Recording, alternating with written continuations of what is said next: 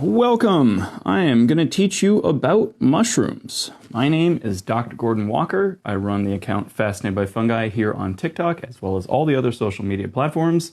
I love mushrooms. I am a PhD biochemist with a background in fermentation science and sort of yeast biology. Mushroom hunting was something I'd always been fascinated by and always interested in, and because I had this background in sort of fungal biology, I was able to pretty quickly study and learn a lot about mushrooms just using tools online. I'm going to try to give you sort of a brief overview of the fungal kingdom. There's a lot to be said and there's a lot to learn, but I'm going to do my best to kind of explain it quickly and then go through some of these mushrooms on the board. The first big thing to remember about mushrooms is they belong in two general categories. There are what are called basidiomycetes, which are pretty much most of the mushrooms on the board in front of you see here are basidiomycetes, and there are ascomycetes. So a morel is an example of an ascomycete, whereas Amanita muscaria is an example of a basidiomycete. And the difference there is really in how the spores look.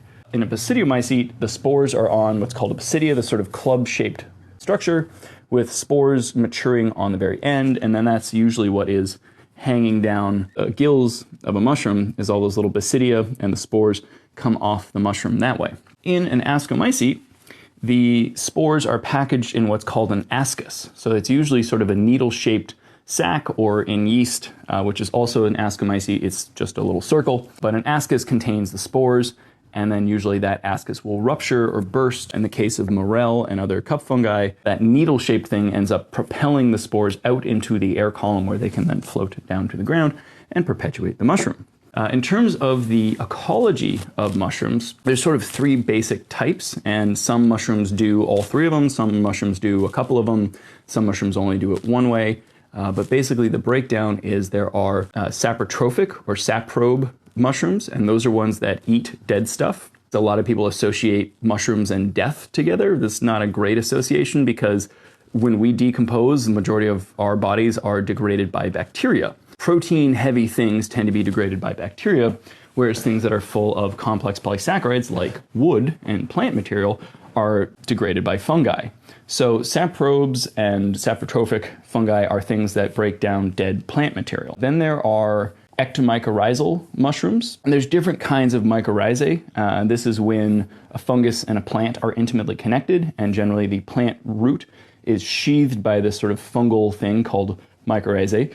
And it's a lot of very fine little hairs that go out into the soil and help with nutrient exchange, increase the amount of minerals and water that the tree is able to take up from the surrounding area thanks to the mycorrhizae on the roots. So there is arbuscular mycorrhizae and ectomycorrhizae. So arbuscular mycorrhizae are things from Glomeromycota. It's not an ascomycete or basidiomycete. It's another part of the fungal kingdom. Those form mycorrhizal relationships with about 85% of the plants on Earth. They're very important in agriculture, but they don't actually form mushrooms. They form these big spores you can see in the soil, but they don't form mushrooms. So arbuscular mycorrhizae are very important, like I said, for nature, for crops, for all sorts of stuff we do with plants, but they don't form mushrooms. The mushrooms that are formed are from ectomycorrhizal fungi, and those are ones that associate a little bit differently with the roots. It's the same general concept, and essentially they're sheathing the roots and increasing the capacity for water and nutrient uptake, but those do form mushrooms. And so generally with ectomycorrhizal mushrooms, stuff like chanterelles and this russula here, you will see them in association with a particular tree type. Whereas the saprobic mushrooms, like say an oyster mushroom or this sulfur tuft, will grow on whatever kind of wood or plant material they like. Oyster mushrooms are kind of like the weeds of the mushroom world in the sense that they can grow on just about anything. So they will grow on straw, they will grow on grass, they will grow on wood. You can get oyster mushrooms to grow on lots of stuff. There's even experiments where they've grown them on petroleum products if you give them enough time to adjust.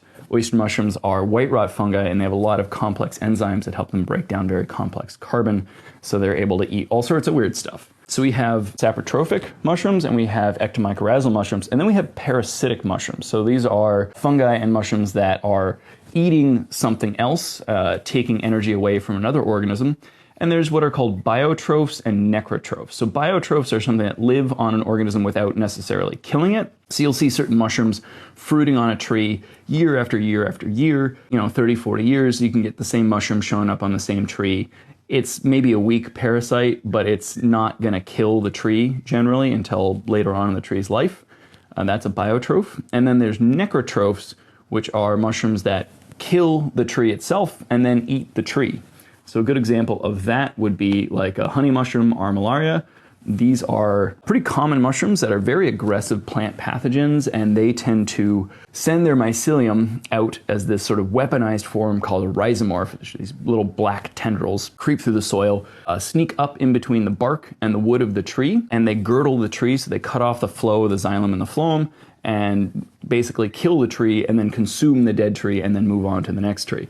So honey mushrooms are pretty metal mushrooms, and those are parasitic. So we went over ascomycetes, basidiomycetes, the three basic ecologies of saprobes, ectomycorrhizal, and parasitic fungi. That is a lot of what you need to know about mushrooms. I'm going to go a little bit into the morphology of mushrooms and different ways that you can recognize them, because this is a big one. I get asked all the time, how do you tell the difference between edible versus toxic mushrooms? And there's no simple answer to that, because I think everyone wants, some little rule like, oh, leaves of three, let it be kind of thing. But that is just not true for the fungal kingdom. There's too many exceptions such that there are no good rules for you to follow.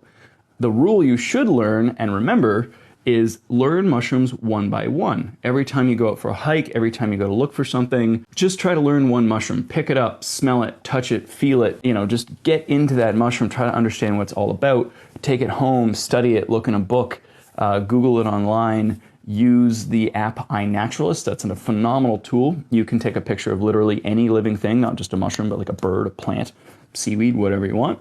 Upload it to the app. It'll use its free automated algorithm to give you its best guess, and then experts on the app can come in and weigh in on what you found and, say whether or not your algorithmic selection was correct, or maybe it's something else. So that's a great tool that you can use, but I'm going to just go over some of these like basic morphology things that will help you to start to understand which category of mushroom your find will fall into, and then that really helps you kind of key out the mushroom you've found and decide whether or not it's an edible mushroom, or maybe it's just one that you want to learn about and read about for a while before you ever try eating it, which is very important, because I think a lot of people rush to say, hey, is this edible? And I'm like, instead of assuming edibility, let's just say, what is this, right? If you ever send me a picture of a mushroom, please don't say, can I eat this? Just say, what is this? Because if I can tell you what it is, then you can go ahead and Google it and figure out whether or not you want to make the personal decision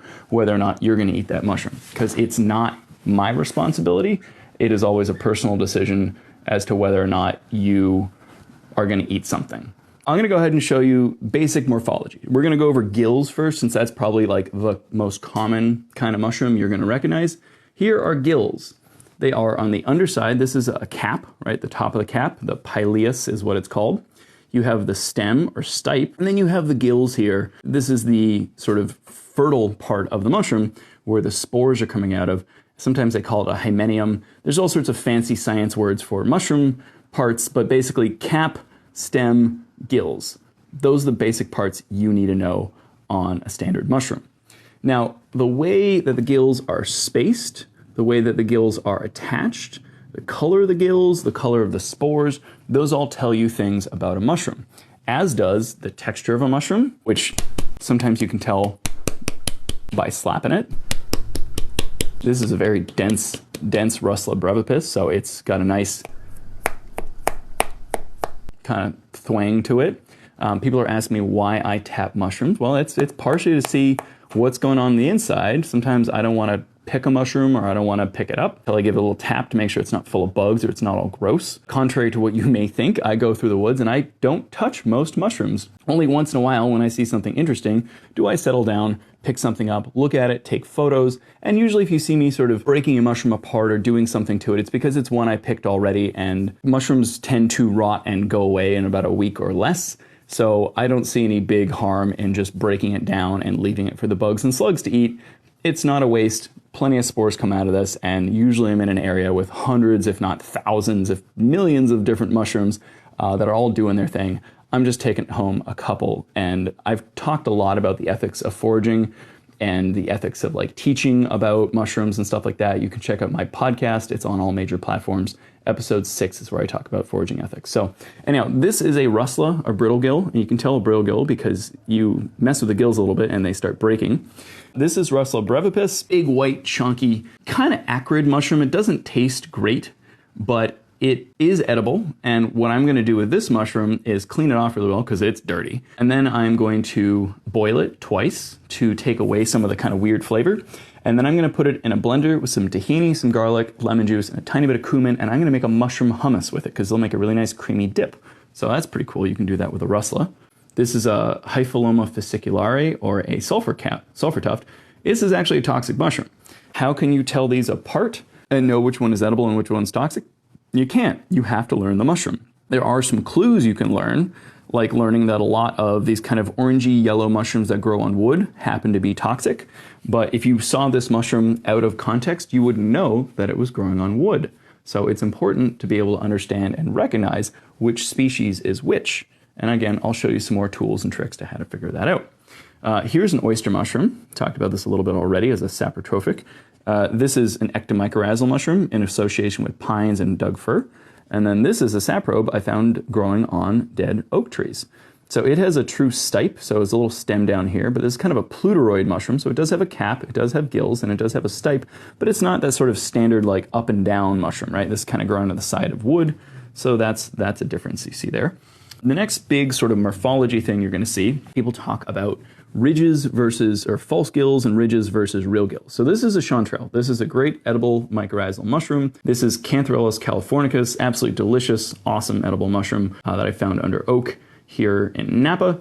And it has little decurrent ridges that run down the stipe. So I can't bend or break these with my finger the way I could with like the gills from the rustler. And that's how you know you have decurrent ridges or false gills. Just to show you a look-alike of the chanterelle, and I really don't think this thing looks alike at all, but this is a chanterelle, and then this is a jackolantern mushroom, which is a toxic, even potentially carcinogenic mushroom, glows in the dark, and you can use it to dye fabrics, interesting colors, but this is what a jackolantern looks like versus a chanterelle. So people say these things look alike because if you look in the descriptions of a book, it'll say it has gills that are decurrent, run down the stipe like this, except this is growing on dead wood. The western jackolantern is kind of like very dark orange, almost greenish, does not really look like a chanterelle, so it's much easier to not get these things confused if you've seen them together side by side. It's confusing if you read the description in a book because they sound similar, but when you see them side by side, they don't look similar at all, at least not to me. The jack-o'-lanterns on the East Coast and the Midwest are brighter orange and tend to be in big clusters on wood. They're a little bit easier to sort of confuse with a chanterelle, but again, look at the spore color, look at the habitat, look at the context, smell it. The jack-o'-lantern will have a very different smell from a chanterelle, which is like vaguely earthy and fruity, whereas the jack-o'-lantern smells kind of weird and chemical and unpleasant. Next, let's talk about pores. So we have polypores, like this turkey tail here. So you guys may know turkey tail. It's a pretty popular medicinal mushroom. Some people have made outrageous claims in terms of what it can do for your health. There's some evidence that there's a lot of polysaccharides in this that could be beneficial if consumed, but there's not any great evidence that it actually does anything for particular diseases. There has been some limited success in Asia in prescribing extracts of turkey tail polysaccharides to cancer patients, and they've seen improvement in symptoms and overall quality of life. So that's a good thing. The bottom side of a turkey tail is covered in small white pores. I don't know how well you can see this, but there's tiny little pores down here. This is a wiry, woody polypore, and I don't consider this edible. I would call it inedible. It's not toxic. It's not poisonous. It just can't, you can't eat this. It's inedible. Edible means suitable to be eaten. It doesn't mean you can eat it. It means suitable to be eaten. And that's an argument I'm constantly having with people on the internet. Turkey tail is inedible. However, you can dry it, powder it, consume it in a capsule. You can make a tea out of it. You can make infusions out of it. You can do all sorts of stuff with it. The important part, though, is to recognize those tiny little white pores on the bottom, because there's stuff like the false turkey tail or stearium. And this looks similar to turkey tail sometimes. Right now they don't look similar at all. Stearium is much more orange. Turkey tail has sort of little gradations and rings, but later on in the season they can end up looking fairly similar. However, if you look at the bottom side, the turkey tail always has small white holes, whereas the stereum is completely smooth. So that's how you tell apart the turkey tail and the false turkey tail. Look at the bottom. Another mushroom here, which could look a lot like a turkey tail, and in fact, it's in the same genus. This is a Trametes.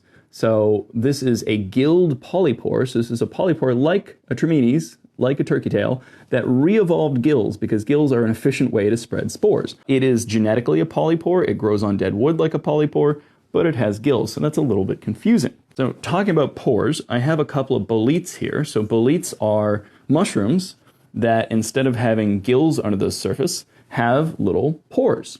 Are these polypores? No, they're boletes because they're fleshy and they grow out of the ground, generally as opposed to growing on dead wood like a lot of polypores. There's also polypores that are ectomycorrhizal and do grow out of the ground, and there are boletes that are saprobic and grow out of dead wood. Again, this is why there's no good rules or general ways of classifying mushrooms that are going to help you safely identify edible versus toxic. You just have to learn each mushroom one at a time. So I like tapping boletes. I think they have some of the best taps out there in the mushroom kingdom.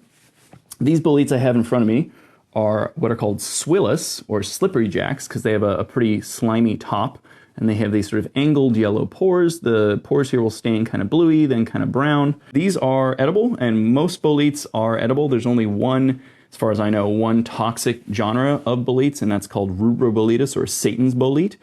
They stain blue very, very quickly and have red pores. So if you are not an experienced mushroom hunter, I would recommend staying clear of boletes that have red pores and stain blue very quickly. There are pretty much all other boletes are edible if they're not bitter or unpleasant to eat. But again, there's a big difference there between like what is edible versus what you actually, want to eat. And I fall on the side of stuff that I actually want to eat, I'm going to call edible, and stuff that I don't want to eat, I'm either going to call like a mediocre edible or just inedible, especially if it's difficult to eat. Like this turkey tail. I can't just eat it, right? I could just cook this and eat this swillus. I'm not crazy about swillus. They're kind of slimy, like I said, and their flavor's a little overly earthy for me, but they can be a decent mushroom, and there's certain species of swillus and certain habitats that grow in that I really do enjoy eating these. The very famous boletes you may have heard of would be like the porcini, the king bolete. I found a bunch of those earlier this fall, but now it's getting a little bit colder and a little bit wetter. Those have kind of passed on and we're into like the winter mushroom. We have teeth mushroom.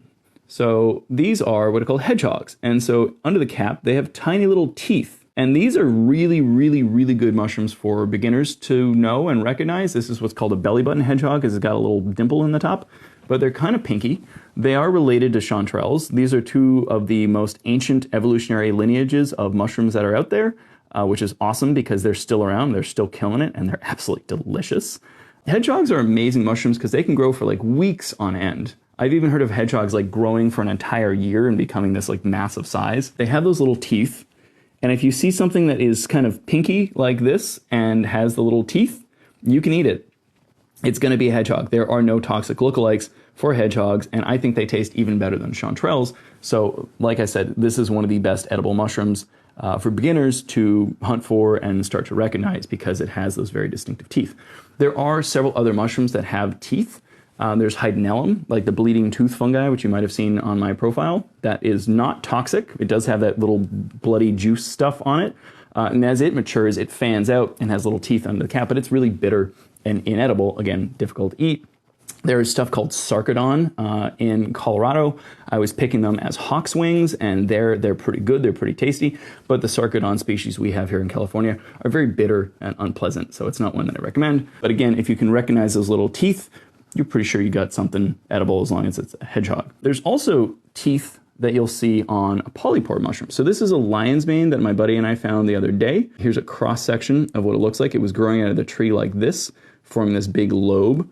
Lots of little teeth on the outside. It almost looks like a coral or some beautiful sort of sea creature when it was on the tree.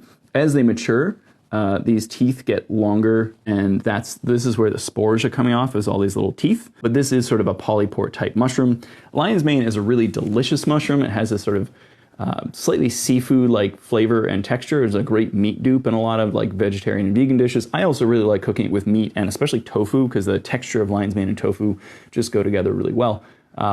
It's a very distinctive smell. It's kind of like, it doesn't taste like a mushroom. Most other mushrooms are pretty earthy, and lion's mane is not earthy at all. Like I said, it has a slightly sort of seafood aroma. And if you don't like eating mushrooms, lion's mane is the one you should try. There's a lot of hype out there about the medicinal properties of lion's mane. I would say it's a great edible mushroom. I highly recommend eating it. I would pull back on some of the hype and maybe be a little bit skeptical of some of those health claims.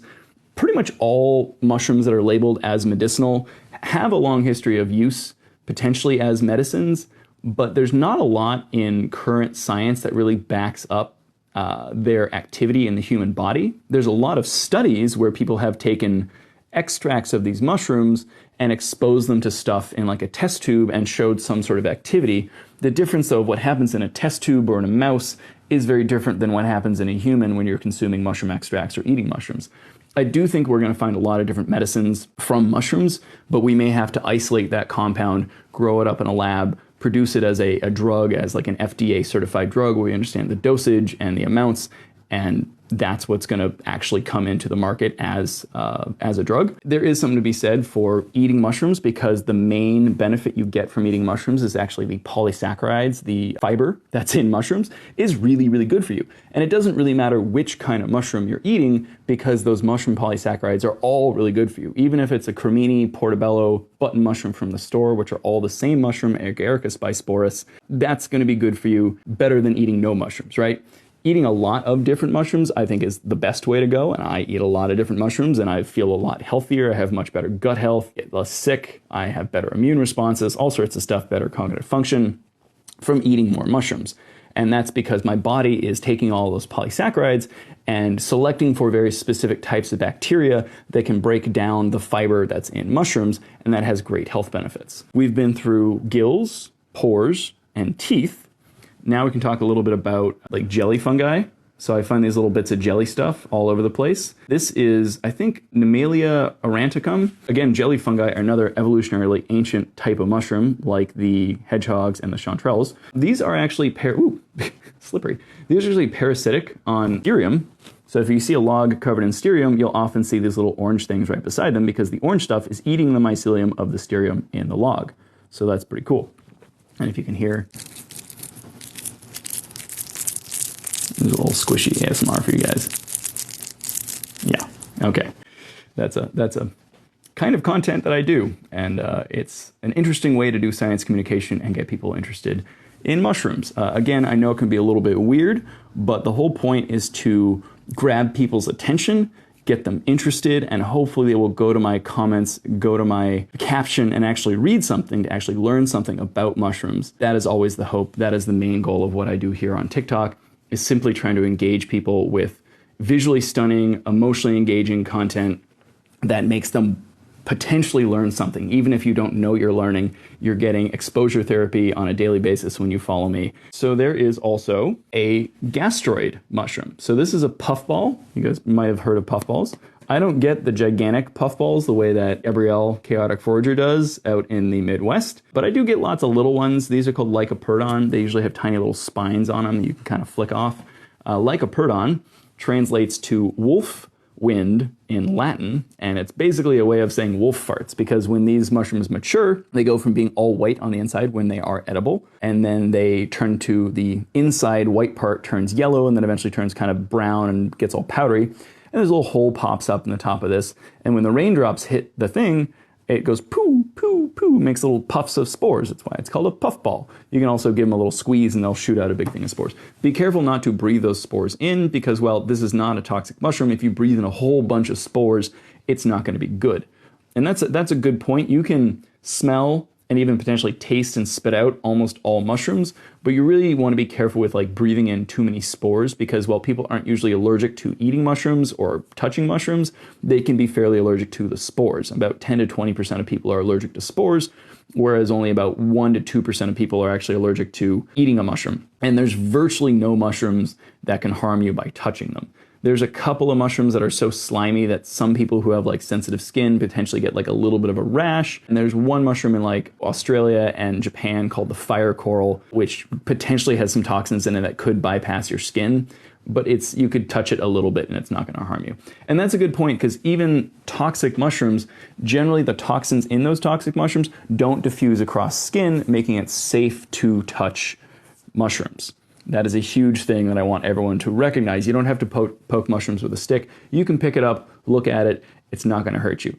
And that's why I find mushrooms far less scary and far more fascinating in some ways than plants, because there are plants that if you simply brush them a little bit, can hurt you a lot or cause some horrible skin reaction or potentially kill you from getting too much exposure to a certain kind of plant.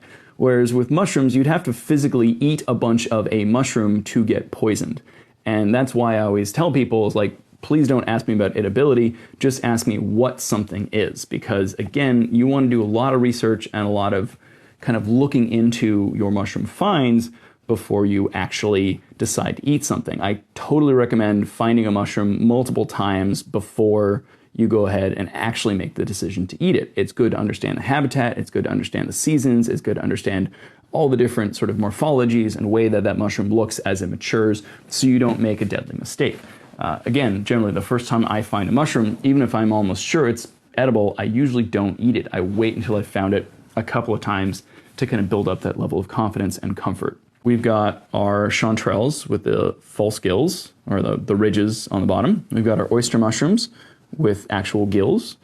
We've got our boletes with the little pores underneath, and our turkey tail with the little pores. Here's our turkey tail. We have our tooth fungi with the little teeth under the cap. This is the hedgehog, and this is edible. And this is the lion's mane, which is tooth fungi, is also edible. So these are two great beginner mushrooms because there's no toxic lookalikes for the hedgehog or the lion's mane. If you find stuff that looks like this, it's going to be edible. Again, just because you found it doesn't mean you have to rip it off a tree and eat it. You can just enjoy it, take pictures of it. Lion's mane will usually grow for several weeks, so you can always go back and check it out later. If you've ascertained that it is something that you want to try, you can do that.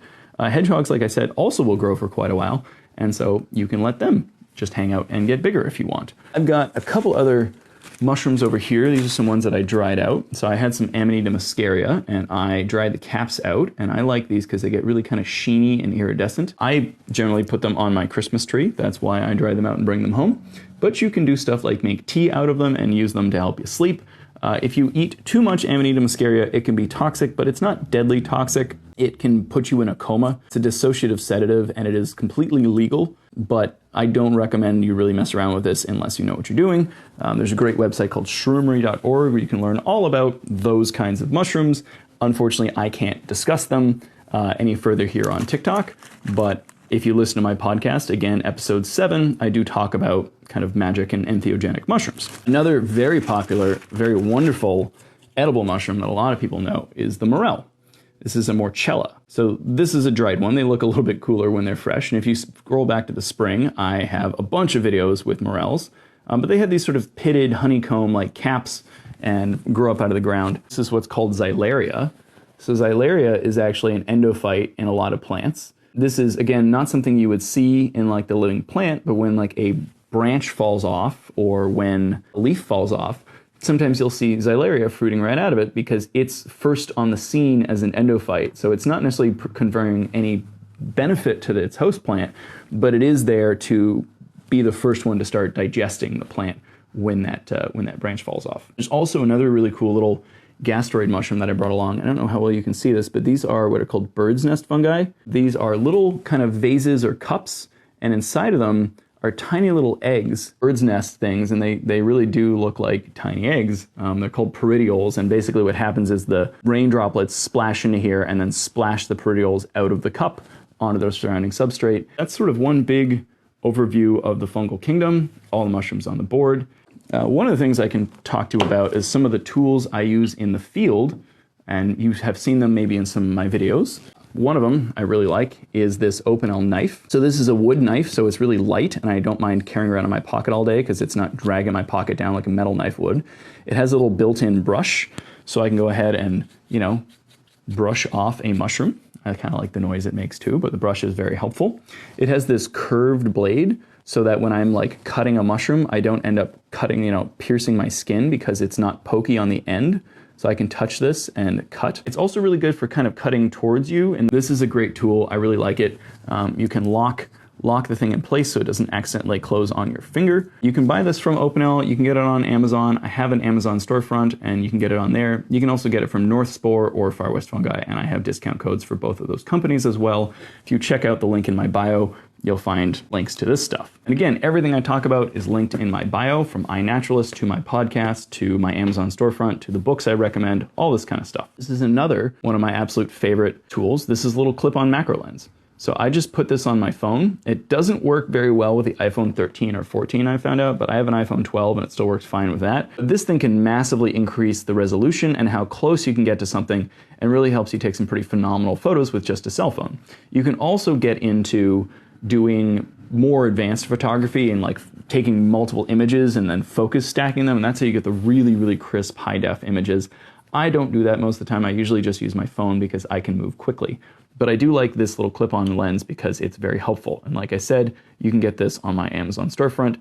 There's expensive ones out there, but I wouldn't buy one over 30 bucks. I think the one I recommend is like, 20 bucks, something like that. Then I have this. This is a UV light.